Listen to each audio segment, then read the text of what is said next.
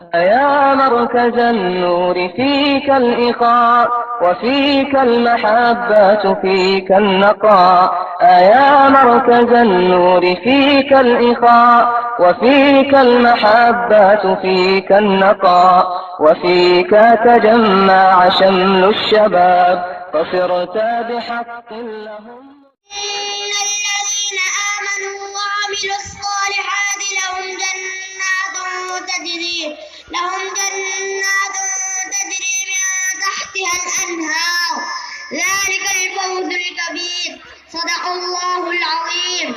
आदरणीय आज की सभा के अध्यक्ष महोदय, कार्यक्रम के मुख्य अतिथि, अध्यापक गण एवं प्रिय मित्रों, मैं शुभ कार्यक्रम में आए सभी सम्मानित व्यक्तियों का हार्दिक स्वागत करता हूँ तथा धन्यवाद देता हूँ कि मुझे इस कार्यक्रम में कुछ बातें करने का अवसर प्रदान किया।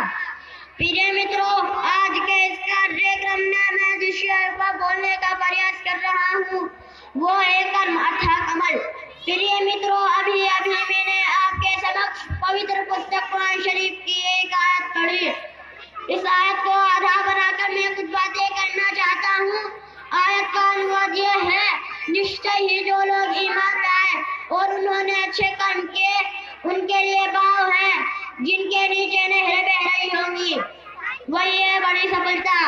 सम्मानित व्यक्तियों एवं प्रिय मित्रों, मनुष्य के ईमान में प्रवेश करने के पश्चात कर्म का नंबर आता है।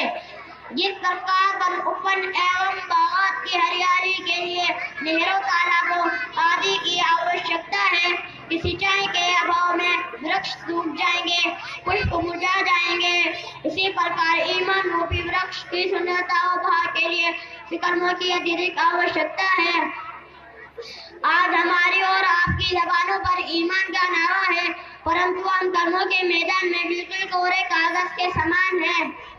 जब तक हम अपने जीवन में कर्म के पहलू को उजागर नहीं करेंगे तब तक हमें सफलता प्राप्त नहीं हो सकती। हमारा और आपका विश्वास है, जब तक मनुष्य अपने हाथ पैर नहीं हिलाता तब तक वह अपने उद्देश्य को पूरा नहीं कर सकता।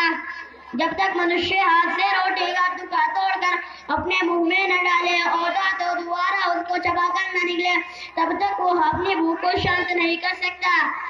इसी प्रकार जब तक हम बिजली का झटका नहीं दबाएंगे तब तक हम पंखा या लाइट नहीं चालू कर सकते।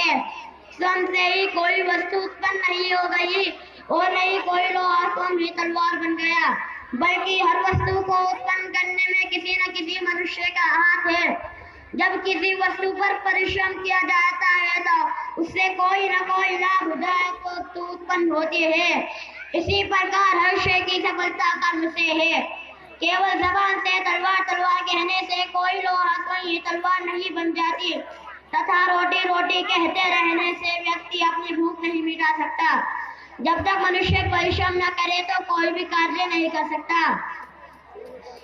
इसी प्रकार मनुष्य की आखिरत में सफलता के लिए ईश्वर के यहाँ ईमान एवं कर्मों की आवश्यकता है।